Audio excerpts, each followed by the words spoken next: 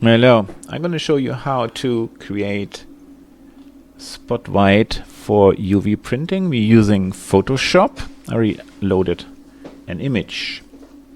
So for that we need access to the channels. We can get that here in Essentials usually.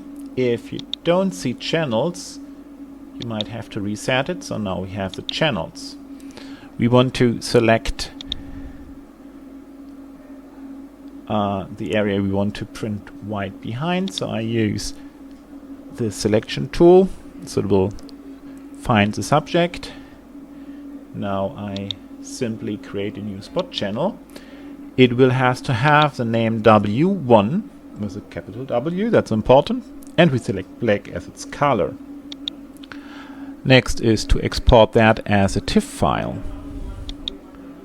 So we want to give it a new name,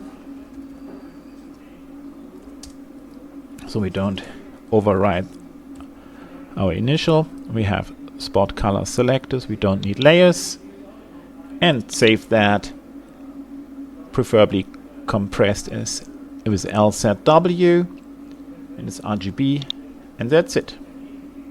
Thanks.